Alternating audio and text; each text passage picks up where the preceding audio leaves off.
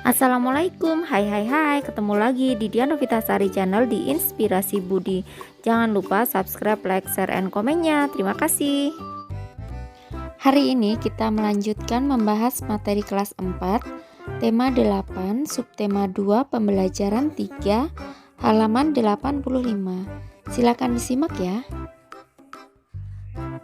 Hari itu Dayu dan teman-teman berdiskusi mengenai berbagai pekerjaan sesuai lingkungan tempat tinggalnya.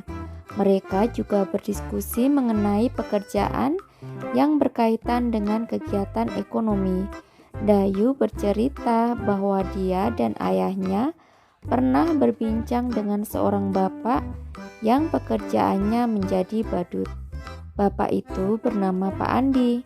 Pak Andi bekerja di sebuah mall dari pukul 15 WIB sampai pukul 21 WIB. Pagi hari Pak Andi menjadi badut di sebuah taman bermain yang letaknya tidak jauh dari mall.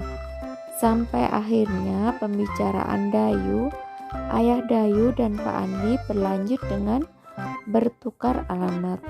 Ternyata tempat tinggal Pak Andi tidak jauh dari mall yang Dayu kunjungi. Lanjut halaman 86. Ini ada Dayu, Lani, dan Edo sedang berbincang-bincang. Apa contoh pekerjaan lain yang saling berkaitan dalam suatu kegiatan ekonomi ya? Ayo kita mencari tahu. Pekerjaan sebagai badut banyak kita jumpai di kota. Ia menjadi badut merupakan salah satu pekerja jasa. Ayo amatilah gambar-gambar di bawah.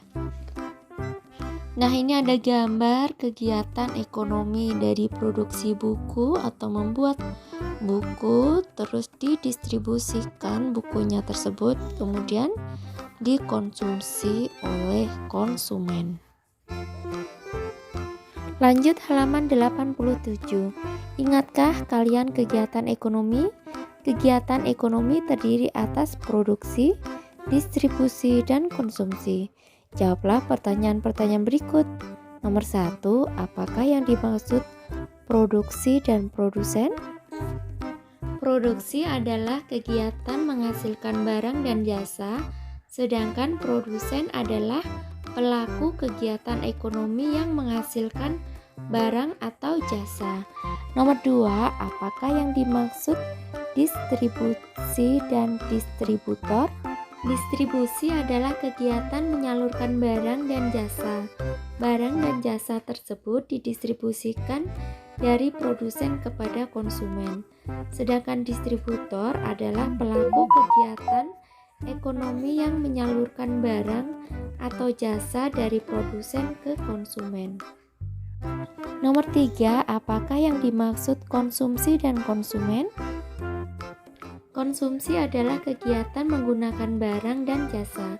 Konsumen adalah pelaku kegiatan ekonomi yang menggunakan barang atau jasa yang dihasilkan produsen. Nomor 4, apa kegiatan penduduk pada gambar rubrik Ayo mengamati? Pada gambar tersebut terdapat 3 pelaku kegiatan ekonomi, yaitu produsen, distributor, dan konsumen. Ketiga pelaku kegiatan ekonomi tersebut saling berkaitan. Pengusaha memproduksi barang berupa buku agar buku tersebut sampai ke tangan konsumen atau pelajar. Buku tersebut didistribusikan ke toko-toko buku. Toko buku bertindak sebagai penjual buku. Dengan demikian, pelajar sebagai konsumen dapat membeli buku di toko buku dan menggunakannya untuk belajar. Nomor 5, dalam memproduksi buku, seorang produsen melibatkan banyak pekerja. Di antaranya ada penulis buku, ada yang menata isi buku, ada yang menggambar isi buku, ada yang mencetak, ada yang menjilid, ada yang menata buku dalam kardus, ada sopir yang mengantar ke toko-toko buku, dan lain sebagainya. Nah, pilih salah satu di antara pekerja yang ada pada produksi buku, kemudian cari tahu syarat menjadi bekerja sesuai pilihanmu dan tuliskan di tempat berikut. Alternatif jawabannya misalnya seperti ini ya. Salah satu pekerja yang ada pada produksi buku adalah penulis buku.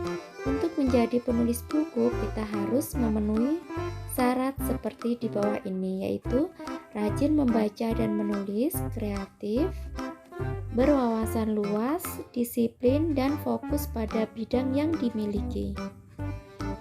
Buku merupakan sumber ilmu. Sebagai pelajar, tentu kamu sangat membutuhkan buku untuk membuka cakrawala.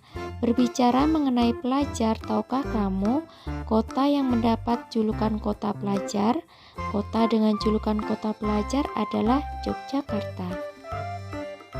Nah, ini merupakan komplek UGM Yogyakarta atau Universitas Gadjah Mada. Kota Yogyakarta memiliki banyak keunikan. Pada pembelajaran 2, kamu sudah mengetahui keunikan Yogyakarta, di antaranya dilihat dari tempat wisata, transportasi, dan adat istiadat berupa upacara adat.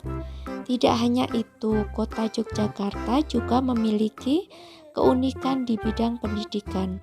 Banyak sekolah dari tingkat dasar hingga perguruan tinggi di kota Yogyakarta.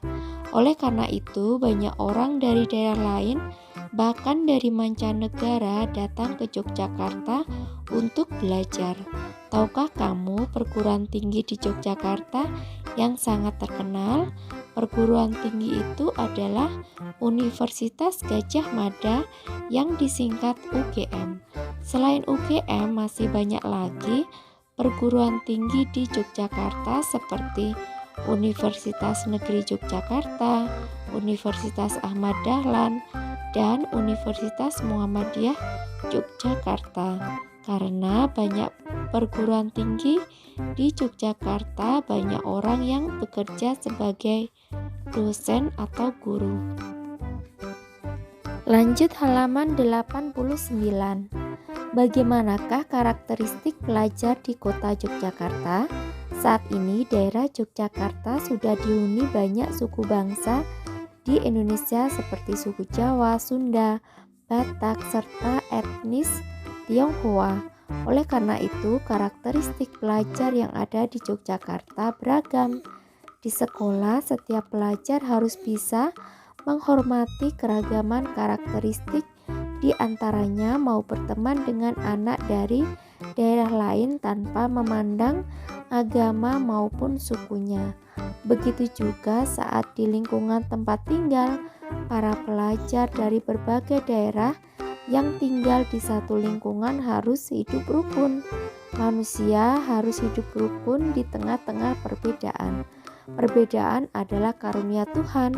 Perbedaan merupakan sarana untuk saling mengenal. Sebagai contoh, pada saat di lingkungan tempat tinggal mengadakan kerja bakti, membersihkan lingkungan, para pelajar dari berbagai daerah pun ikut serta dalam bekerja bakti. Bawahnya, ayo mengamati. Amatilah gambar berikut. Apakah gambar di atas menunjukkan keragaman karakteristik apa yang sedang dilakukan anak-anak? Pada gambar di atas, tuliskan pendapatmu pada tempat di bawah ini. Terdapat keberagaman karakteristik pada gambar anak-anak tersebut, yaitu keberagaman fisik, ada anak berkulit gelap, ada juga anak berkulit putih. Meskipun berbeda warna kulit, mereka tetap bekerja sama dalam melakukan tugas kelompok. Lanjut halaman 90. Kamu di sekolah mempunyai banyak teman dengan keragamannya. Ada teman dengan ciri fisik berbeda-beda, ada teman berbeda agama, ada juga teman dengan asal daerah tempat tinggal berbeda. Bagaimana kamu menyikapi keragaman karakteristik di sekolahmu? Tuliskan dalam kolom berikut. Cara menyikapi keberagaman karakteristik di sekolah yaitu dengan menghormati dan menghargai teman yang berbeda fisik, agama, dan asal daerah. Kita harus tetap menjalin persahabatan dengan semua teman tanpa membeda-bedakan baik fisik, agama, maupun asal daerah. Daerah tempat tinggal penduduk Yogyakarta beragam. Ada daerah dataran tinggi, dataran rendah, pesisir, kota, dan desa. Di Yogyakarta juga banyak dijumpai sungai, di antaranya Sungai Opak, Sungai Code, Sungai Kuning, Sungai Progo, dan Sungai Gajah Wong. Salah satu sungai di Yogyakarta yang memiliki cerita legenda adalah Sungai Gajah Wong. Penduduk Yogyakarta sering menyebut sungai dengan kali. Kali Gajah Wong adalah sebuah kali yang terletak di tengah-tengah kota kecamatan Kota Gede. Panjang kali ini tidak lebih dari 20 km. Pada abad ke-17, kali ini merupakan kali yang kecil. Masyarakat di daerah tersebut menyebutnya dengan kalen, yang artinya kali kecil, dan kebetulan airnya pun hanya gemercik mengalir sedikit sekali. Ini adalah Sungai Gajah Wong. Lanjut halaman 91, berikut cerita mengenai Kali Gajah Wong. Kali Gajah Wong, hari itu Ki Sapawira bersiul riang. Seperti biasa, ia akan memandikan gajah milik junjungannya Sultan Agung, Raja Kerajaan Mataram. Dengan hati-hati, Ki Sapawira menuntun gajah yang dinamai Kiai Dwi Pangga itu. Mereka berjalan ke sungai yang terletak di dekat Keraton Mataram. Mulailah ia memandikan gajah yang berasal dari negeri Siam itu. Nah, sekarang kau sudah bersih, rambutmu sudah mengkilap. Sekarang ayo kembali ke kandangmu, kata Ki Sapawira kepada Kiai Dwi Pangga. Ki Sapawira memang memperlakukan Kiai Dwi Pangga seperti anaknya sendiri. Tak heran Kiai Dwi Pangga amat patuh padanya. Suatu hari Ki Sapawira tak bisa memandikan Kiai Dwi Pangga. Ada bisul besar di ketiaknya. Rasanya ngilu sekali. Badannya juga demam karena bisul itu. Ia meminta tolong pada adik iparnya Ki Kerti Pejok untuk menggantikan memandikan Kiai Dwi Pangga. Kerti, tolong aku ya, aku benar-benar tak bisa bekerja hari ini, kata Ki Sapawira. Tenang Kang, aku pasti akan membantumu, tapi tolong beritahu bagaimana caranya supaya gajah itu menurut padaku. Aku takut jika nanti ia marah dan menyerangku, jawab Ki Kerti Pejok. Nah, ini adalah asal-usul nama Kali Gajah Wong, cerita rakyat Yogyakarta. Lanjut halaman 92. Biasanya kalau ia mulai gelisah, pantatnya aku tepuk-tepuk, lalu aku tarik ekornya. Nanti ia akan kembali tenang dan berendam sendiri di sungai. Kau tinggal memandikannya, jelas Ki Sapawira. Ki Kerti Pejok mengangguk-angguk tanda mengerti. Ia lalu berangkat ke sungai untuk memandikan Kiai Dwi Pangga. Sepanjang perjalanan Ki Kerti Pejok mengajak Kiai Dwi Pangga mengobrol. Ia juga membawa buah-buahan sebagai bekal dalam perjalanan. Gajah gendut, kau mau makan kelapa? Tanyanya sambil melemparkan sebutir kelapa pada Kiai Dwi Pangga. Kiai Dwi Pangga menangkap kelapa itu dengan belalainya. Dengan mudah ia memecah kelapa itu dan memakannya. Sekarang kau sudah kenyang kan? Ayo jalan lagi, kata Ki Kerti Pejok sambil memukul pantat Kiai Dwi Pangga. Sesampainya di sungai, Ki Kerti Pejok melaksanakan tugasnya dengan mudah. Digosoknya seluruh bagian tubuh Kiai Dwi Pangga sampai bersih dan berkilap. Setelah itu mereka pulang ke Keraton Mataram. Kang, hari ini aku sudah melaksanakan tugasku dengan baik. Apa besok Kakang masih memerlukan bantuanku? Tanya Ki Kerti Pejok pada Ki Sapawira. Jika kau tak keberatan, maukah kau memandikannya sekali lagi? Aku masih demam, sedangkan gajah itu harus dimandikan setiap hari, jawab Ki Sapawira. Baik Kang, aku tidak keberatan. Toh gajah itu sangat penurut, jadi aku tak kesulitan saat memandikannya, kata Ki Kerti Pejok. Terima kasih Kerti, lusa aku pasti sudah sembuh. Kau akan bebas dari tugas ini, kata Ki Sapawira. Keesokan harinya, Ki Kerti Pejok menjemput Kyai Dwi Pangga. Pagi itu hujan turun rintik-rintik, tapi sepertinya tak akan bertambah deras. Di sungai, Ki Kerti Pejok bimbang karena dilihatnya air sungai sedang surut. Wah, airnya dangkal sekali. Mana bisa gajah ini berendam? Aku sendiri saja tak bisa, apalagi gajah yang besar, pikirnya dalam hati. Gajah gendut, kita cari sungai yang lain saja. Sungai ini dangkal, kau tak akan bisa berendam di sini. Lanjut halaman 93. Ki Kerti Pejok menuntun Kyai Dwi Pangga ke hilir sungai. Di situ air tampak tinggi dan aliran juga cukup deras. Nah, di sini sepertinya lebih asik. Ayo sana masuk, berendamlah. Aku akan menggosok punggungmu dengan daun kelapa ini, kata Ki Kerti Pejok sambil memukul pantat Kyai Dwi Pangga.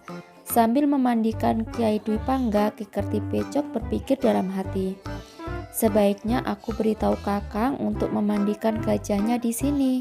Di sini airnya lebih dalam, arusnya juga cukup deras. Aneh kok selama ini Kanjeng Sultan tak tahu keberadaan sungai ini ya. Saat ia sibuk berbicara sendiri, tiba-tiba dari arah hulu datanglah banjir bandang yang sangat besar. Banjir itu datang dengan sangat cepat. Ki Kerti Pejok dan Kyai Dwi Pangga bahkan tak menyadarinya. Dalam sekejap mereka terhempas dan terbawa arus. Tolong, tolong, teriak Ki Kerti Pejok. Tapi tak ada yang mendengar. Sungguh menyedihkan nasib Ki Kerti Pejok dan Kyai Dwi Pangga. Mereka terseret arus dan hanyut sampai ke laut selatan. Sungguh sangat disayangkan mereka binasa dalam keganasan banjir bandang itu. Ki Kerti Pejok tak tahu bahwa selama ini Sultan Agung memang melarang para abdinya memandikan gajah di hilir sungai, karena ia tahu bahaya bisa datang sewaktu-waktu di sana. Ki Sapawira berduka, ia sangat sedih karena kehilangan adik ipar dan gajah kesayangannya. Untuk mengenang kejadian itu, Sultan Agung menamakan sungai itu Kali Gajah Wong. Kali berarti sungai, Gajah Wong berarti gajah dan orang. Kali Gajah Wong ini terletak di sebelah timur kota gede. Ayo berlatih, jawablah pertanyaan berikut berdasarkan teks cerita di atas. Nomor 1, siapa saja tokoh pada cerita di atas? Tokoh-tokoh pada cerita Kali Gajah Wong yaitu Ki Sapawira, Kyai Dwi Pangga, Ki Kerti Pejok, dan Sultan Agung. Lanjut halaman 94. Nomor 2, adakah tokoh antagonis dan protagonis pada cerita? Siapakah tokoh itu? Tokoh-tokoh yang diceritakan dalam cerita merupakan tokoh protagonis yaitu Ki Sapawira, Kyai Dwi Pangga, Ki Kerti Pejok, dan Sultan Agung. Semua tokoh tersebut tidak menunjukkan sifat buruk, jadi dalam cerita tersebut tidak terdapat tokoh antagonis. Bawahnya, ayo renungkan apa yang kamu pelajari pada hari ini, kegiatan apa yang paling menyenangkan bagi kamu, tuliskan dalam kolom berikut. Alternatif jawabannya yang saya pelajari hari ini yaitu tentang kegiatan ekonomi yang terjadi di masyarakat, mempelajari tentang keberagaman karakteristik yang ada di lingkungan sekolah dan mempelajari tokoh protagonis dan antagonis dalam sebuah cerita. Bawahnya, kerjasama dengan orang tua, apa saja keunikan daerah tempat tinggalmu, diskusikan bersama anggota keluargamu, kemudian tuliskan pada tempat berikut. Nah, alternatif jawabannya misalnya seperti ini ya. Keunikan daerahku yaitu daerah Bali adalah terdapat tradisi mekepung. Mekepung adalah sebuah tradisi balap kerbau di Kabupaten Jembrana, Bali Barat. Nah, kiranya cukup sekian dulu video pembelajaran kali ini. Sampai ketemu di video pembelajaran berikutnya. Semoga bermanfaat. Wassalamualaikum warahmatullahi wabarakatuh.